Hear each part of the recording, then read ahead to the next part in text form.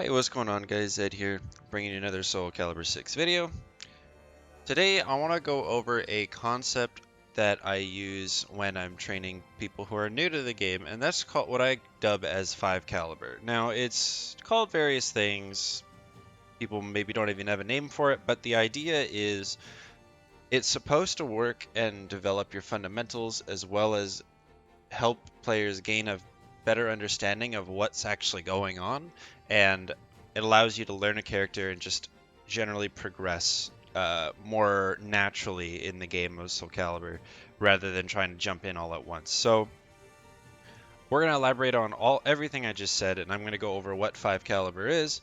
It's actually a very effective training method if you use it systematically, and I've actually used it with some friends and who had never played a fighting game in their lives, bought Soulcalibur, and within 1 week they were actually pretty decent players. You know, if we were to use the rank system as a comparison, if it was working as intended, within a week they were already playing at around the D3 rank-ish. So you know, it helps you gain a better understanding. As well, those very same players have a better fundamental understanding of how Soulcalibur works, rather than some players who are still in B ranks who don't understand these fundamentals.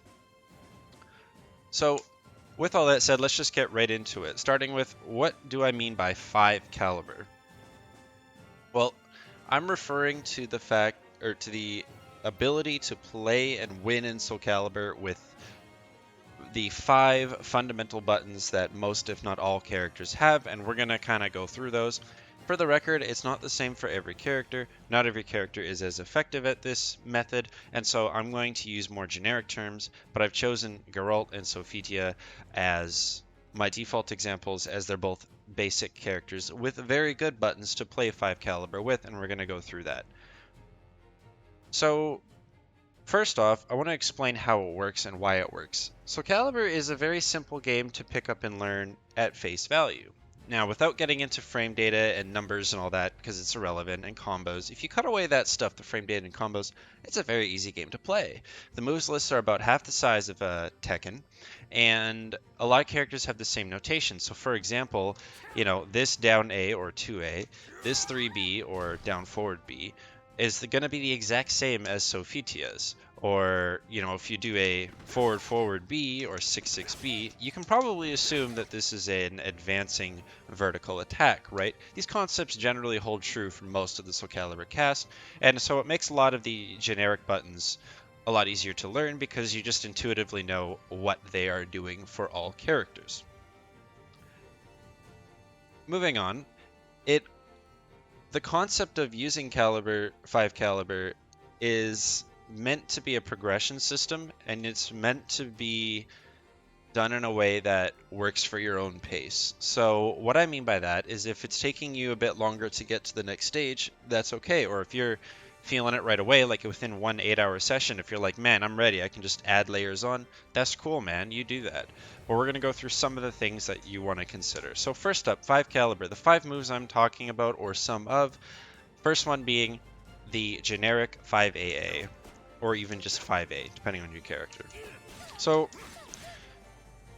this is, of course, Geralt's 5AA. Generally, most 5As in the game are 12 frames, some of the fastest moves in the game.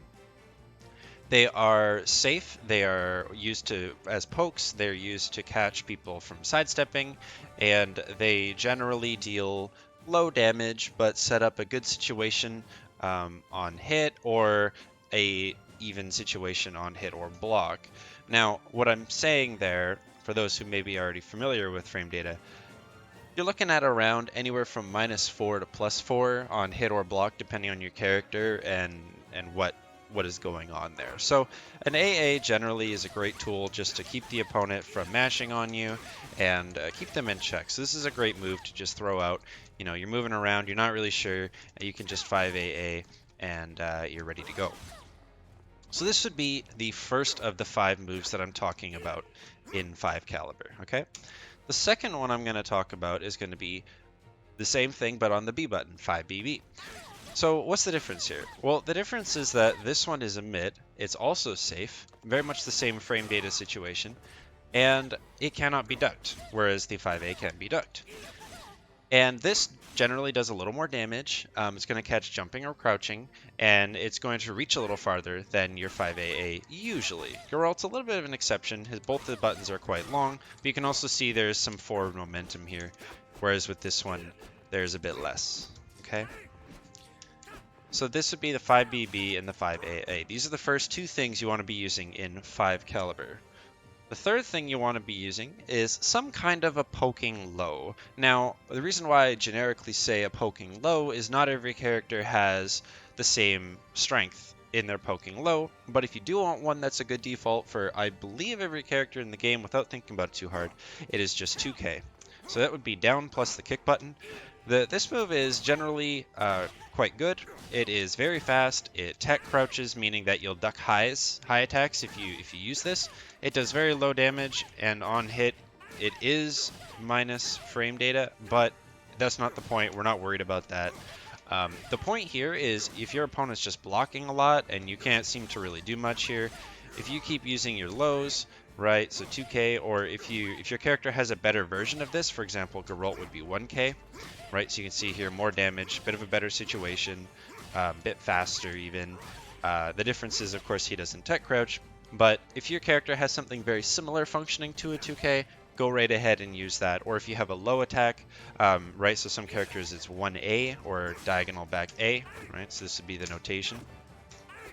It's also a great option as well, so see what your character has and go with it. In general, you're looking for a quick poking low, to summarize, and that will be the third attack in your 5-caliber. The fourth attack in 5-caliber is going to be the 3B, or any launcher that your character has, but again, if in doubt, just go with 3B. So what a 3B does, essentially, is it leads into a combo, and in the case of Geralt, it's a nice little low damage combo, but it sets up a nice situation for him afterwards. So a 3B generally has a fair bit more range than both your AA, the BB, and the poking low that we've talked about. So this is going to be one of your ranged options. It's also the only one of the options that is punishable if blocked while standing. So now you're going to have to learn, oh, I just threw that 3B out, now I'm getting hit, maybe I should be more aware of when I use that move. So it's going to teach that concept as well. So you don't even have to learn the combo for your character. If while you're learning, all you want to do is just launch them in the air and see what you can do, that's totally cool, right? You can see what works for your character and just kind of go from there. But what the 3B is going to do is if you're moving and the opponent misses an attack, we call that a whiff. You can then go, oh, they missed an attack, I'm going to launch them in the air and go for this. Just to give you a pointer, if you don't want to learn the combos, most characters can use 3B and immediately into their super attack. We call that critical edge in this game. And so this will net you some pretty hefty damage and a good way to use your meter as well without learning too much about the game or the soul charge mechanic. So this is the fourth move. And the fifth move you're going to want to look at is some kind of approaching move or advancing move. And the reason why I say this is what I find a lot of players when they're learning is they start to either play way too aggressively or way too defensively, and they have no idea how to actually get in. Now, I will always say that good movement is the best way to approach in this game, generally speaking. However, having a good movement attack, or an attack that moves, is also very, very beneficial for you. And the reason why is if maybe you're not doing so well with the movement, or maybe the opponent's just constantly using buttons at a range that you can't really contest, you want to find a move that can get you in as well as be offensive. Just be aware that generally these are punishable moves. On the flip side, so this is like 5 and 5.5. If you don't want an approaching move, you're going to want to look at a move that keeps them away. So it's really up to you and your playstyle, or learn both. That's optimal, right? So 5-caliber or 6-caliber, depending on how you look at it, but 5-caliber kind of sounds a bit better. So just to give you an example, you could look at your 6/6 attacks, right? So this would be double tapping forward, and so for Geralt, it would look something like this or this. So you can see here, if I commit to the full string, it's got a lot of range to it, right? Big damage, good hits, right? This is a really, really far-reaching move, and now I can also get in on the opponent if they block this, right? Or likewise, this move here, just the 6-6-A, also great range. It's a horizontal attack, and it does also have follow-ups that can also get Geralt in, and it does put him in a good situation. So this would be 6-6-AK, right? So moves like this are what we're talking about. On the flip side, if you want to keep away character, like maybe you're playing Ivy or Sung Mina, you're not going to want an approaching move. You're going to want a keep out move, right? Sometimes you want to look at your 4-4 direction or your 2-2 direction. So in Geralt's case, you could look at something like 4-4-A, right? This could catch them coming in, or you could just look at 4A, a very good range, very good attack in general, things like that, right? You want to see kind of what works for your character and go forward from there. Okay, those would be the 5 kind of key moves that I would talk about to get started. So as a recap, your AA, your BB, a poking low of some kind, your 3B, right, for that big damage, and then some either approaching move or keep away move. That is what I would start with when you're choosing your character, or when you're learning the game, rather, regardless of what character you've selected. Okay? Just to give you a few better examples, if we were playing Sophidia, she also has good buttons. So here's her AA, BB, 3B, right? Her poking low would be the 1K, and then her approach button would be something like 6-6-A, a very fantastic attack, and it's a horizontal middle attack, so it's very hard to evade, and it is a little bit punishable, and so moves like this are what she would look for as well, and her 6-6-B is also a very good attack as well. So you can see that her approaching game is very, very strong when it needs to be. Okay? So after you've gotten started with that and you're kind of feeling out the character a bit, you can do this in the lab too, for the record, or even just against the computer. Then you want to start adding on layers to your game plan. Again, I don't suggest really taking it all on. I would even say the last mechanic you should be worrying about at all is reversal edge, because that becomes a bit of a crutch for new players. So I'm going to talk about that one last. So one of the first things you want to incorporate into your game plan, aside from those 5 moves, is going to be the throw system, or grabs in general. Now, you can start just by using a standard throw. If you're playing on pad, this is set to a bumper. I believe it is L2 on the PS4, or left trigger if you're on Hitbox. Or Hitbox, pardon me, Xbox. And what this is going to do is if your opponent is really just blocking everything, right? So these couple moves we talked about, and you're really just tired of not getting much damage with the lows, then what you're going to do is you're going to throw. Now the throw is going to give you a hefty chunk of damage. That's the exact same damage we got off of the 3B. Huh, interesting. And then depending on the character you've selected, your throws can do different things as well, such as swap what side you're on, or ring them out, or heal your guard gauge, give you more meter, stuff like that. Throws all have different things for different characters. And so this would be the very, very first thing you want to incorporate, because I see, like playing on ranked, reading my comments on my streams, I see so many new players just not using the throw button at all, and it's a very powerful tool because it enforces a certain level of mind games against the opponent, and it makes them want to duck. And if they keep ducking, because you're throwing, then that opens up your 3B, right? So if they duck because you're grabbing a lot, it opens up your 3B. If you're 3Bing a lot and it's not working, or your lows just aren't cutting it, then you want to throw, right? So this would be a level that you'd want to add to your progression. The next thing I'd probably look at would be maybe adding a few more moves to your repertoire, getting a bit more of an understanding of the toolkit you're working with. Maybe if your character has a stance or two, maybe just looking at them, but just seeing what they do. So for example, if I was playing Geralt here, again, he's our example character for this, I would then maybe start looking into his signs, right? His spells, right? So like, oh, what do these do, right? You have this one, this one, this one, this one, and this one, and they all do different things for different reasons. And so you can start exploring the unique mechanics of your character. And if you don't know what those are, I highly implore you to read the combat lessons, which you should do anyway. But they'll go into a little bit of detail as to what your character can do, and what makes them special compared to every other character. Okay. So for Geralt, I would notice that, oh man, I have a ranged fire attack. That's cool. How do I use it? So then you can kind of play around with it, where you go, oh man, I have a force field, or a force push, as I call it. How do I use that? What does this move do? Right? So you go into the moves list, and you go over to his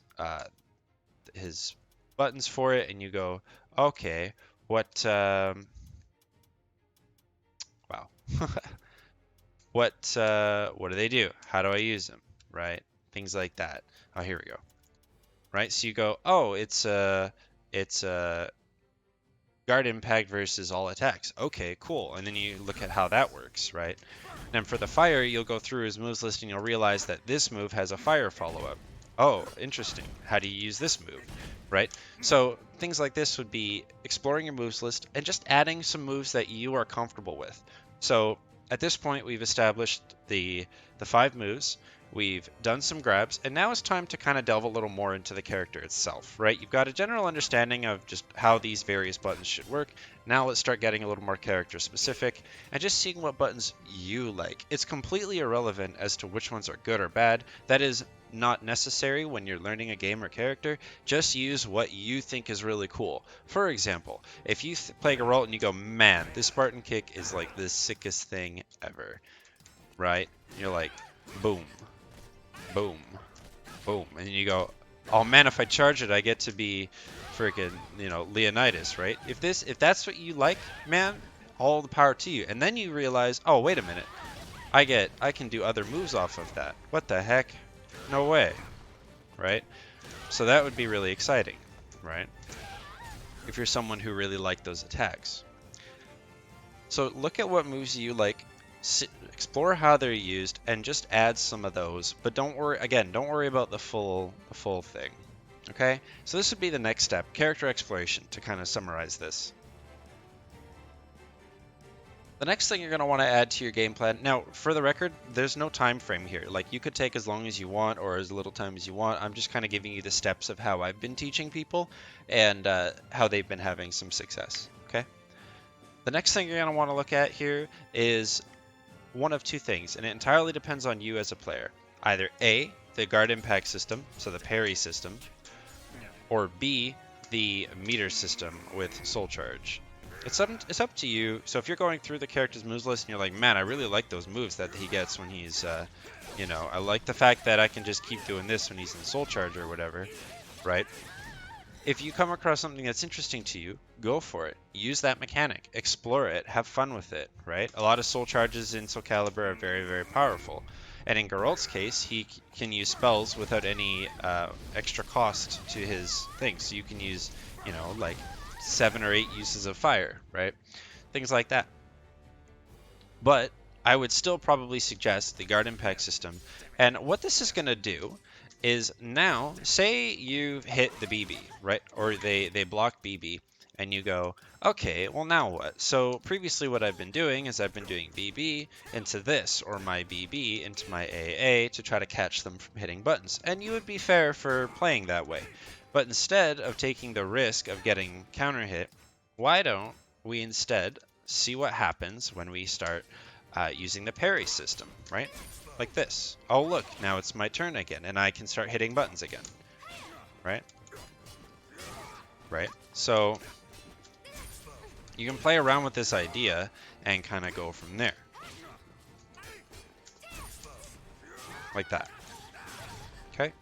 So that's kind of the idea of what you'd want to use Guard Impact for. You go, man, I'm developing a little bit of a game plan now, but what if I want to just read the opponent and I know they're going to hit a button, but what do? This is what you do. Getting comfortable with this is very pivotal. It's very much a Soulcalibur unique mechanic in how it's designed. It's been around forever, and it's something you do want to learn how to use, and players at all skill levels really underutilized for the most part.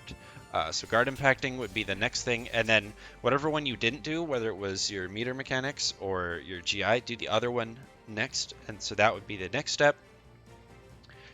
And then the last thing for system mechanics that you'd want to look at would be just what reversal edge is. Do you like it? Do you not like it? Some players really like it, other players don't.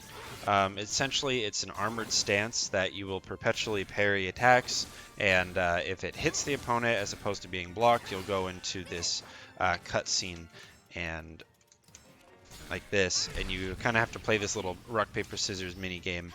And so you can explore this. Some players really like this, but I highly recommend not delving into this until you're more comfortable with other aspects of the game, because a lot of players, I see it unranked all the time, they just start doing this all the time to try to take their turn back instead of this. And the problem with that is a lot of moves in Soulcalibur are reversal edge safe, meaning that I can hit you when you're using reversal edge and still step to the side. For example, right? If I did, what's a good example? Right? So there, I can hit her when she's charging that and still avoid this attack altogether. So you want to be really careful about these kinds of moves, right? So this is the pitfall I see a lot of new players running into.